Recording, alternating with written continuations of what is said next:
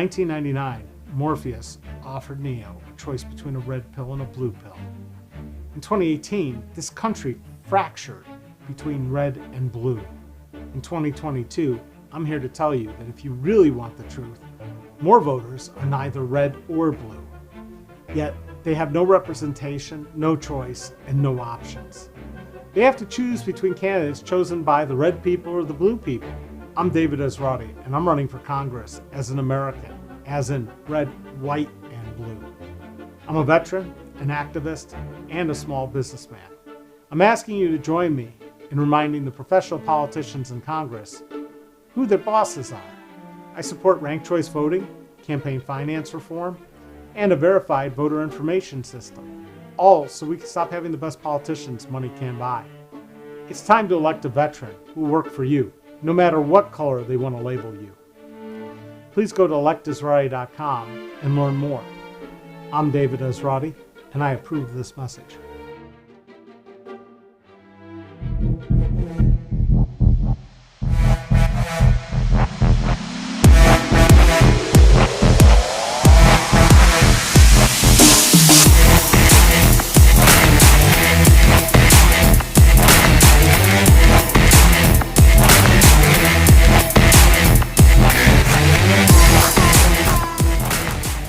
Jurassic Park, you thought those little baby dinosaurs were cute until they turned into out-of-control carnivores. That's sort of what happens to government when we elect people based on very expensive advertising campaigns and propaganda. I'm David Esrati. I'm a veteran and a small businessman running for Congress.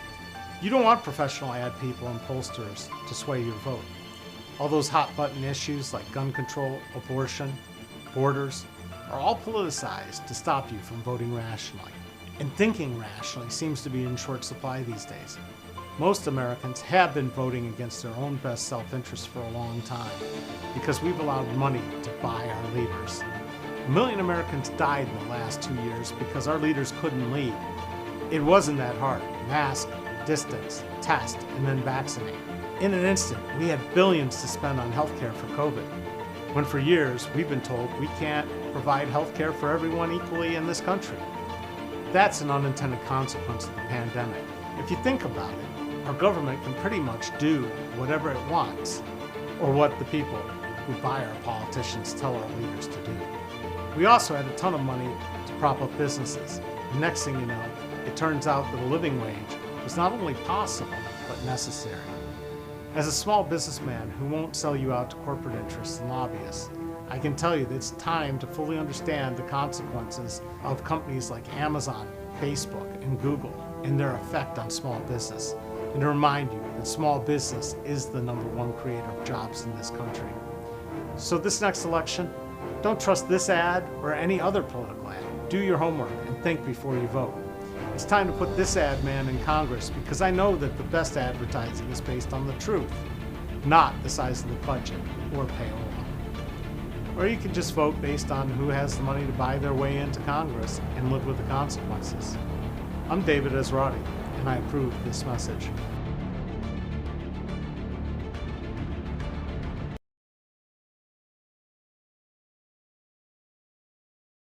Hi, I'm David Esrati. I'm running for Congress. OH-10, all of Montgomery County, part of Clark, and all of Greene County. Today, early voting started. And there are some people that rush to the vote right first thing, and I am not one of those people that believes in doing that. I like to wait till the very last day and vote in person. Why? Because sometimes some shocking things come out at the last minute, or things change, and I want my vote to be counted. Okay, so, I personally am a fan of waiting. And so what you'll get if you go down to the county building to do this, you will get somebody standing there all day attacking you as you go in to hand you literature to tell you who to vote for like you don't know already.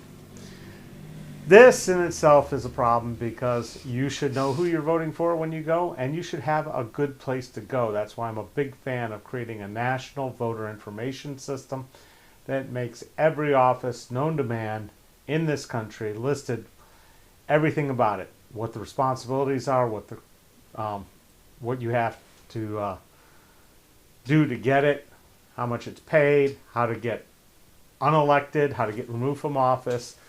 All those things need to be publicly available, easy to find out who the candidates are, find out what their positions are, everything else. That would be fantastic. However, that's not what we're here to talk about today.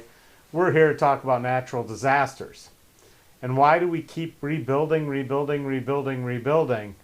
in the same places where things just don't go well? Okay? So man somehow thinks that we're boss on this planet, and reality is we're not. Mother Nature will kick our ass every time. It's from wildfires to floods to hurricanes to earthquakes to you know extreme weather events, all those things, tornadoes, all those things show you how insignificant we are in the grand scheme of things. Yet we continue to go and challenge Mother Nature at great expense and go and rebuild as if nothing happens. And part of this is because we have this thing called insurance that supposedly makes you whole and allows you to go and rebuild the same thing. Now, we've tried to put regulations in place, like, you know, you have to have fireproof walls and roofs in places that have wildfires, and that makes sense. Really, it makes sense everywhere. Metal roofs beat asphalt roofs for a number of reasons. Clay tile roofs beat asphalt roofs for a number of reasons. If you've been to Europe and you see all the 600, 700, 1,000-year-old homes that have the same tile or slate roof, you start to understand the principles of good construction. However, that's not all. Then we have windproof rating, where we require building codes to have extra bracing on the corners of buildings cut in so that the buildings will stay stable. We have rules about how low you build to the ground in some places and whether you have to provide place for water and everything else. So that we build fireproof windows, we have windproof windows, stormproof windows. We have all these codes, and yet when Ian comes through, it really doesn't matter. It just goes boom and you're gone. So, are we smarter than Mother Nature? Do we somehow think this isn't going to happen again? Do we just like playing the odds? The big question is why does the federal government, meaning all of us, have to bail out people who spend multi-million dollars building these homes right on the ocean front that get washed away every few years? Or why do we build homes on earthquakes? Or why do we do all these things that we do where we just say, Mother Nature, we're going to take you on? Mostly because we bail them out every time. Now, Dayton got hit with a huge flood in 1913.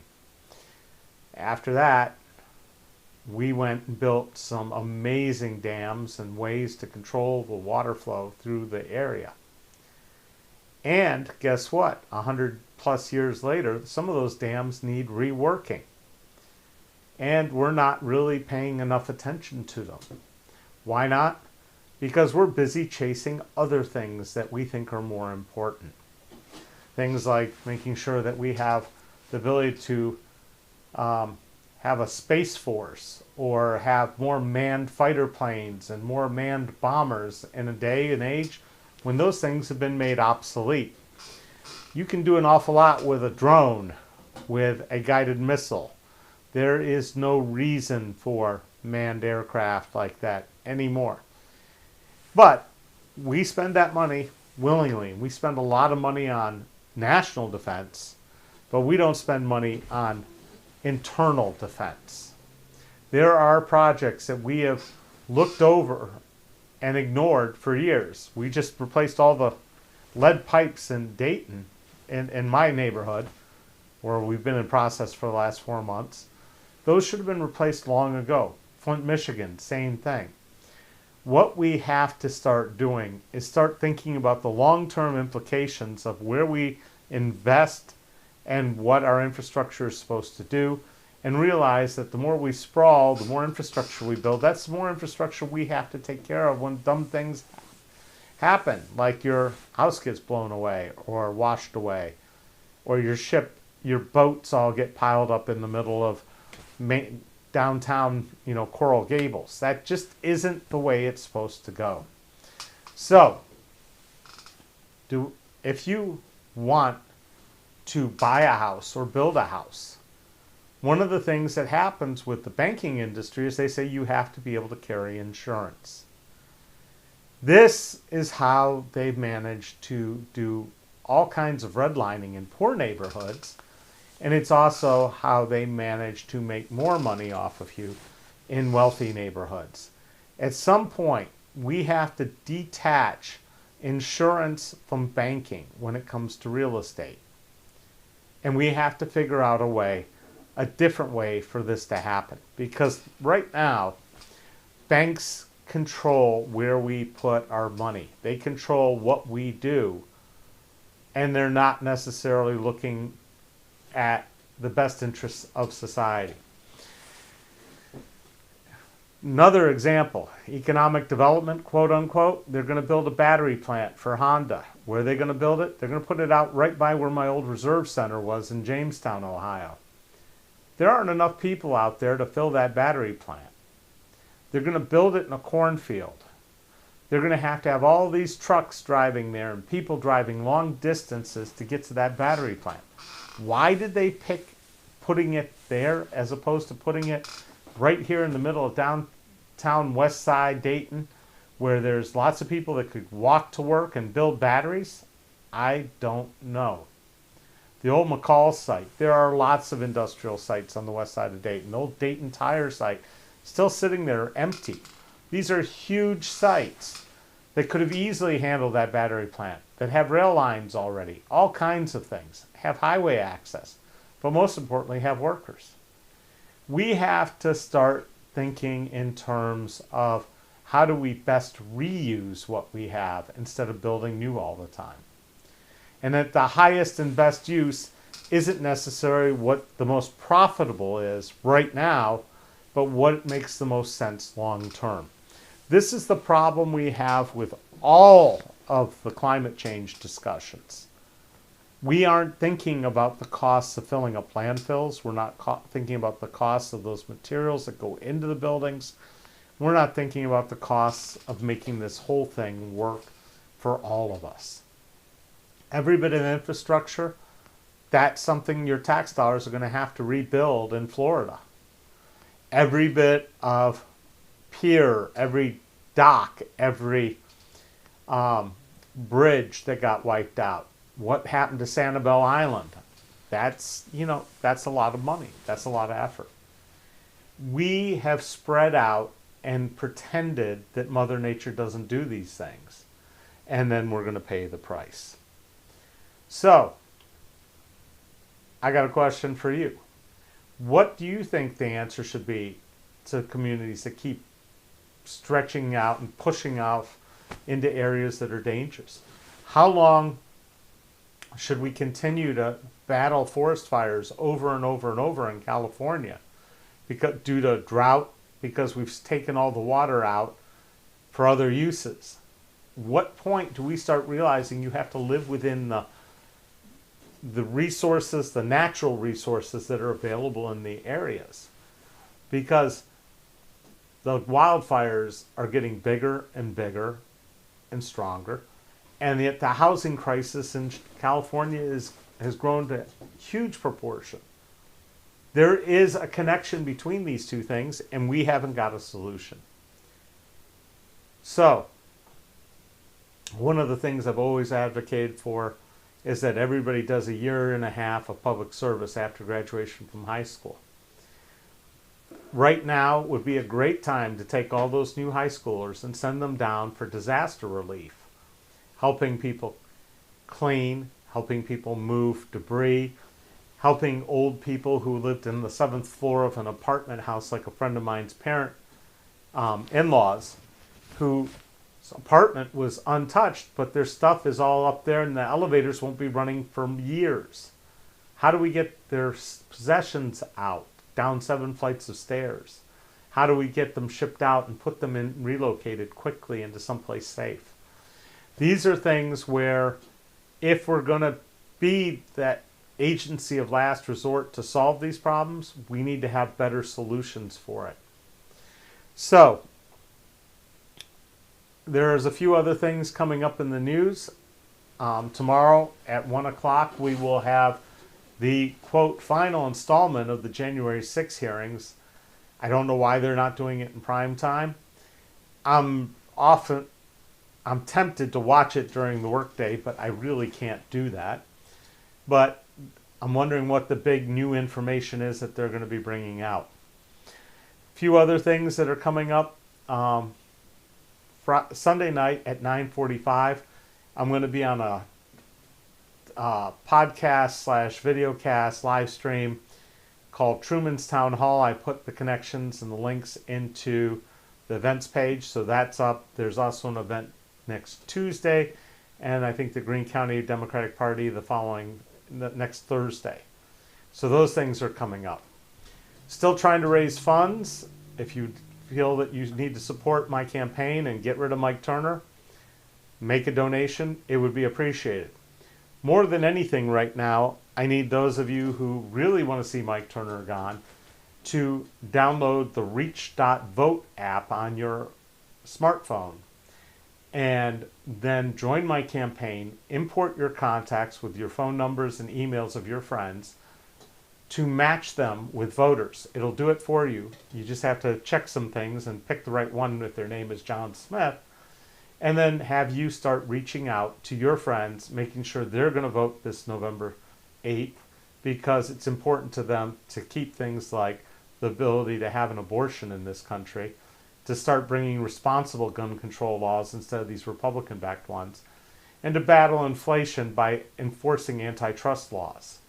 That's some of the things that I hope to bring to Congress, not just sit there and say over and over, I'm working for the base and the military-industrial complex owns my ass like Mike Turner. He still won't debate. I call his office. Nobody returns the call. Nobody wants to talk to me. I'd be more than happy to debate him. I think he's chicken. I think, once we get past the part where he first said Donald Trump was unfit for government, and then now he's kissing his butt to get reelected, I think that pretty much sums it up. Mike and J.D. Vance are two of a kind, and neither of them should be in office. So I hope a few of you watched the J.D. Vance Tim Ryan debate. Frankly, not an amazing one way or the other ass whooping, so to speak. I really rather hear the candidates ask each other questions instead of these stupid moderators. The questions are just not on point, and the guys tend to go anywhere they want. Better yet, let's just have them joust. Put them on horses, old school. No, I'm joking. Right now, my shoulder, I might lose a jousting match with Mike Turner. So, other housekeeping items. We've got literature. If you want to go door to door, you can use the Reach app. You can print out voter lists from the Board of Elections. Because I'm not a party favorite, I don't have access to the NGP van, but if you're working for another campaign, feel free to get my stuff and pass it out as well.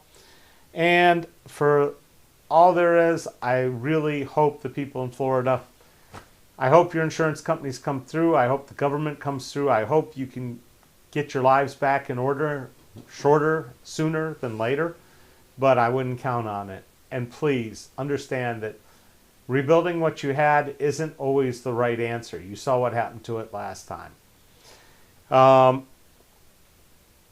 We'll be back tomorrow at 4 p.m. We'll have a new topic. We'll be happy to answer your questions. And there's my friend from Coral Gables saying, hey, elect Esrati. Hi, Tam. I'm glad you're somehow able to get back online now. Anybody else? I don't see any comments on Facebook. And I am out of here. We'll see you tomorrow. Thanks.